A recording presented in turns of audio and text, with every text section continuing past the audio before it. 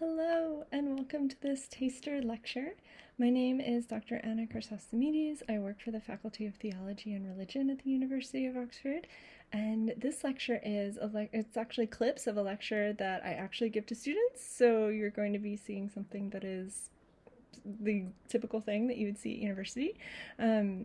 In this lecture, we're going to be learning a little bit about women and their role in religion within early Islam. So how they were members of the religious communities within their society and the type of respect that they earned and the types of roles that they played within their communities.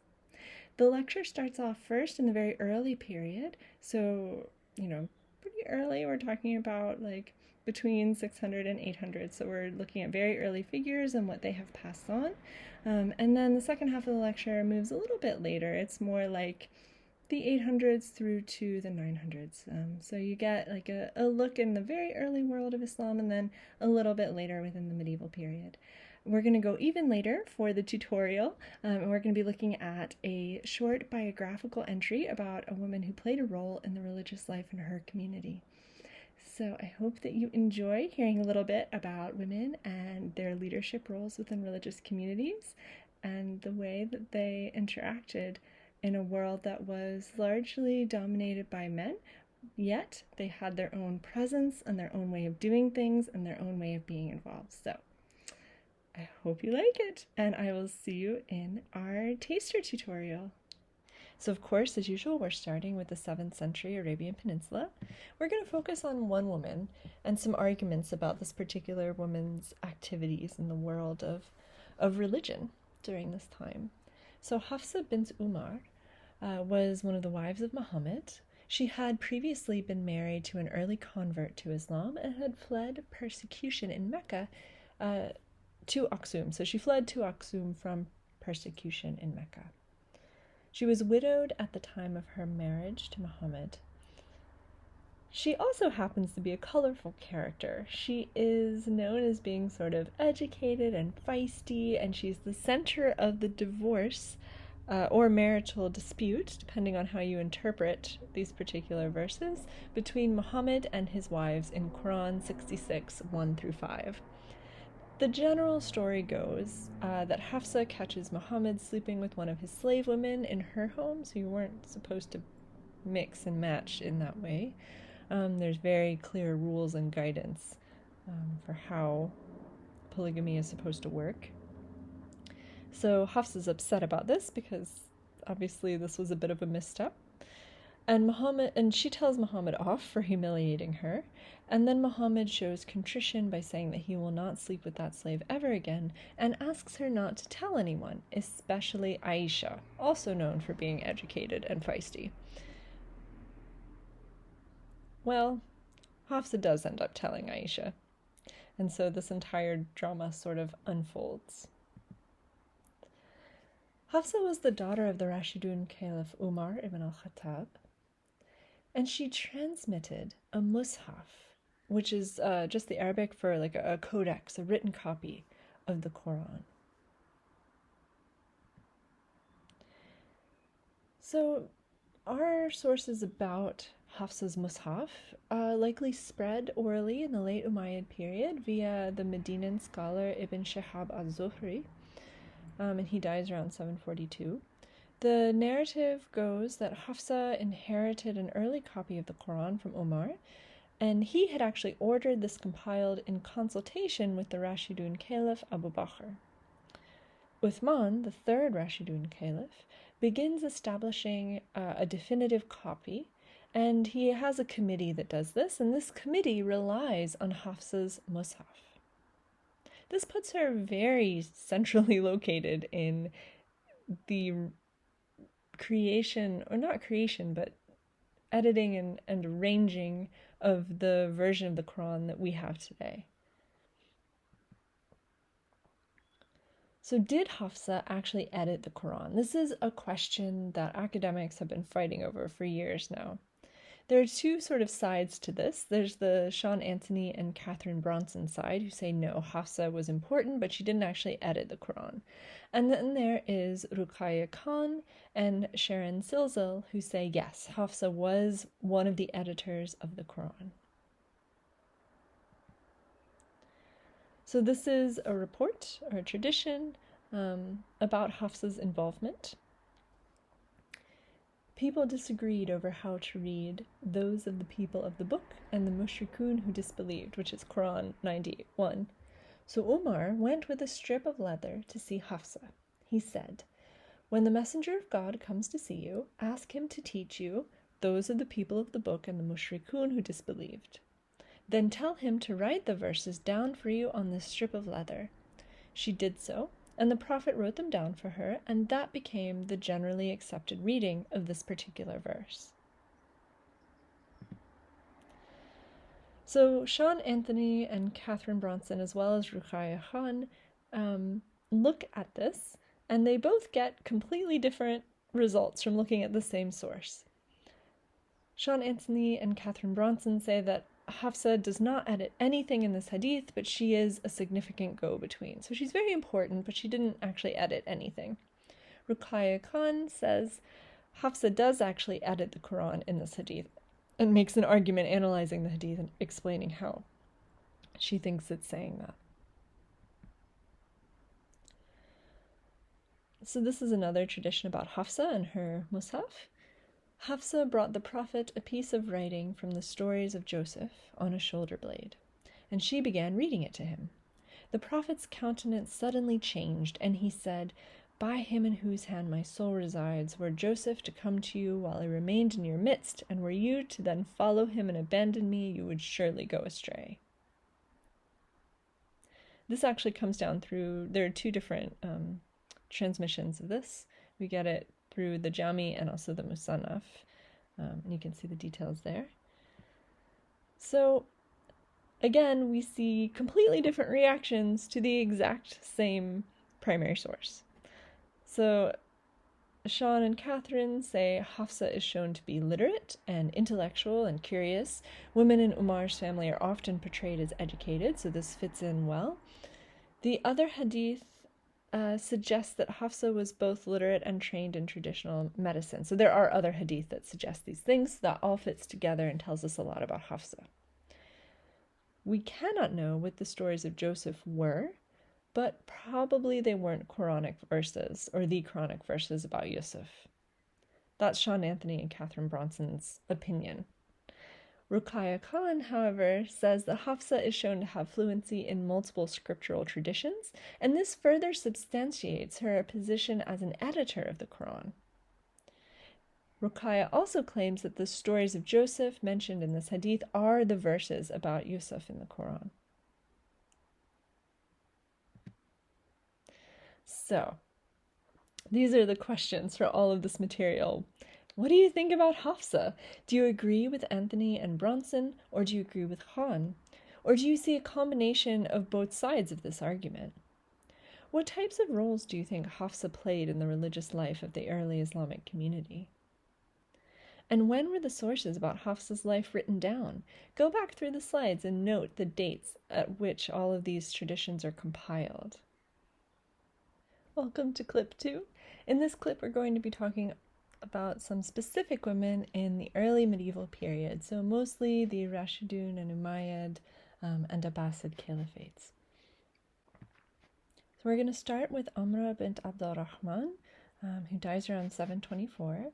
She was a jurist and hadith compiler in the Umayyad Caliphate, and she transmits 333 hadiths in the canonical collections. She was an al-Ansariyah, which means she was a descendant of the original Medinan Ansar community. Amra's father seems to have had a close relationship with Aisha, and Amra was actually mostly raised by Aisha. Her husband is only mentioned in her biographical entry in Ibn Sa'd's biographical dictionary and in their sons. Their son was Abu al-Rajal Muhammad, who transmitted hadith mostly from his mother. So she's not famous for any of her male relatives, but rather because she was raised by Aisha, one of the wives of Muhammad, which we've talked about before in this module, and she was her student. Her paternal aunts were considered part of Muhammad's household, and her mother seems to have died at a young age, hence Aisha's unofficial adoption or mentoring of Amra. 311 of her 333 hadiths are transmitted directly from Aisha.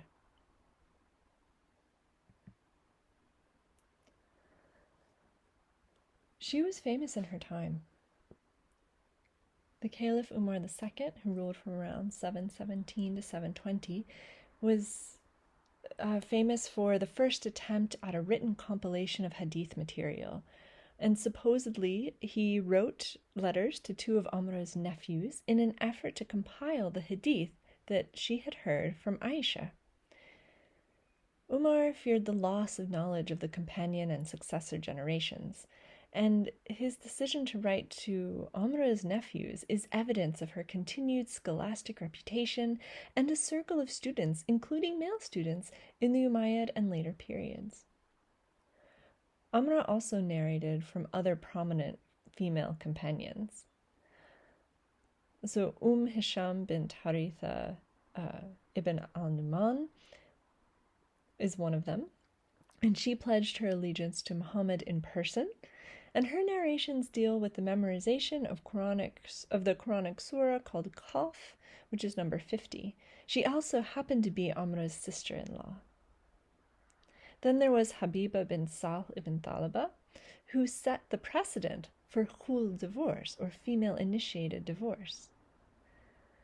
And she narrated from another, an Habiba, Hamna bin Jahsh, who set the precedent for prayer during unusually prolonged menses. Unfortunately for her, in this case, it was 7 years.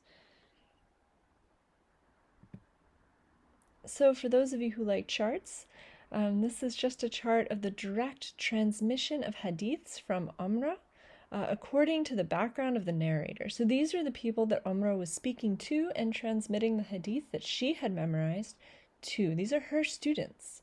So 25% of them were relatives or household members of Amra. And then household members can also include slaves, by the way. 51% were related jurists. 23% of her hadiths went to unrelated jurists, so just jurists who wanted to learn from her. And then there are 4 hadiths, that 1%, that were just in a slightly different category altogether. So you can see here, you can actually see that she's interacting quite a bit with people who are erudite and religious elites, and she is very much one of them. She is teaching them. And 23% of those people are people that she has no other reason to be talking to. She's not related to them. They're not in her household. They are just jurists that have come to learn from her. So here are some questions to be thinking about with Amra. Was Amra's participation in religious scholarship gendered? If so, how? And if not, why not? Why do traditional modules on Islamic history avoid focusing on Amra? Should the curriculum be rewritten to include her? And what can Amra's life tell us about women in religious life during the Umayyad Caliphate? So why don't you have a moment and think about these questions, see where you land with them. So now we're going to move on to Rabia alAdawiyah. So we're solidly in the Abbasid period now. Rabia was a famous Sufi or mystic. She's born into a poor home and sold into slavery, but eventually she secures her freedom and has a life of celibacy and prayer. And supposedly she turns down several offers of marriage in order to continue her life of celibacy. Her main doctrine was detachment from the world and love of God for his own sake. One of her famous quotes is, "I love God. I have no time left in which to hate the devil." She has some prominent students. These are 2 notable ones. So there's one of Balkh's most famous early Sufi saints, Shaqiq al-Balkhi, who dies around 790. He was one of her students. And then there's also the famous hadith compiler and transmitter Sufyan al-Thawri, who dies around 778, another of her students. Rabia's life story has a tendency to change through time, and you can watch this happen in the primary sources.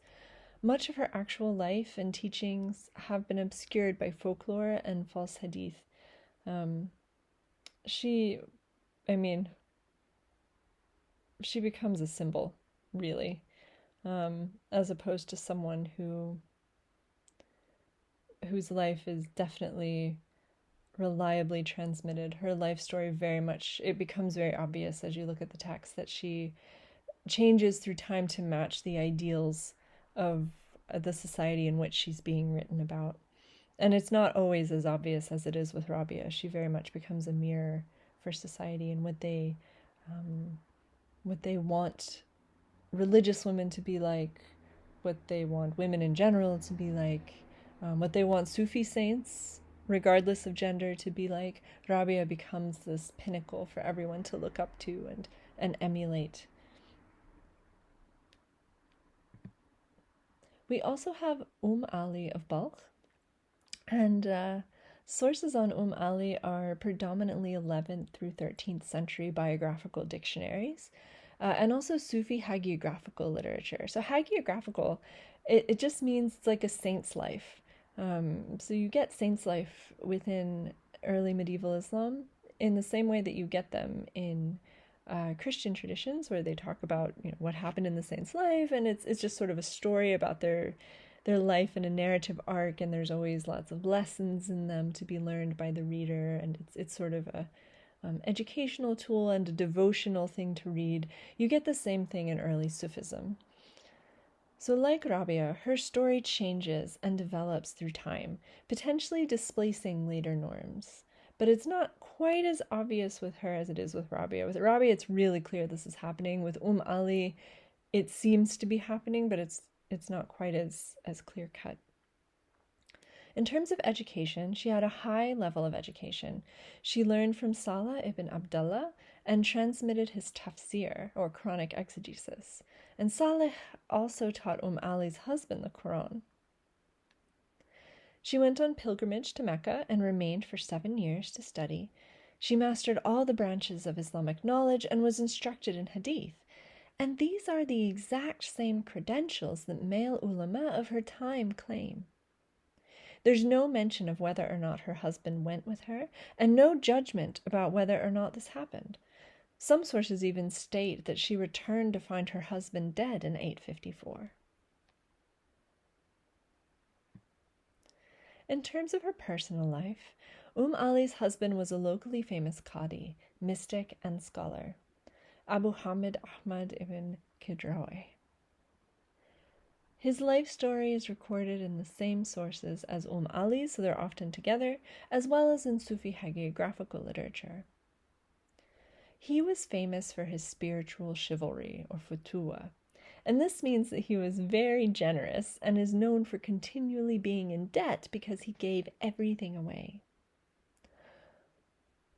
Ali chose her husband as opposed to it being the other way around. So all the narratives about Ali share the scene in which she chooses Abu Hamid as opposed to him choosing her. So she sent someone with a message to Ahmad saying, "Ask my father for my hand." And he did not respond. She sent someone again with a message, "Oh Ahmad, I did not think you a man who could not follow the path of truth. Be a guide of the road. Do not put obstacles in it." And Ahmad then sent someone with a message to ask her father for her hand.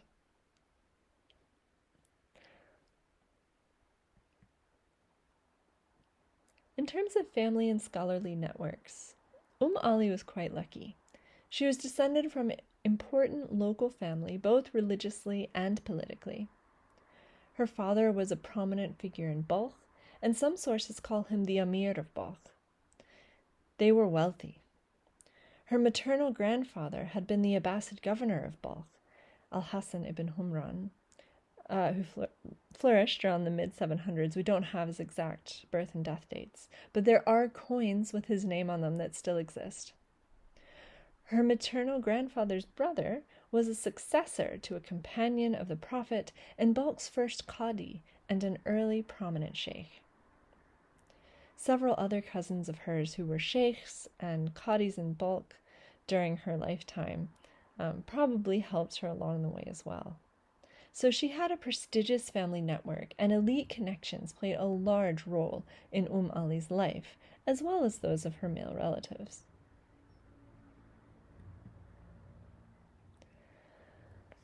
So just some questions to finish up on, per usual. What are the similarities between Amra, Rabia, and Ali's participation in religious life? What are the differences? What can Rabia and Ali's lives tell us about women's role in religious life in the Abbasid period? And can you see a shift from the 7th century Muslim community to the Abbasid period in terms of women's participation in religious life and scholarship through the lives of the women we've looked at today? And if so, what changes can you see? Thanks so much for listening.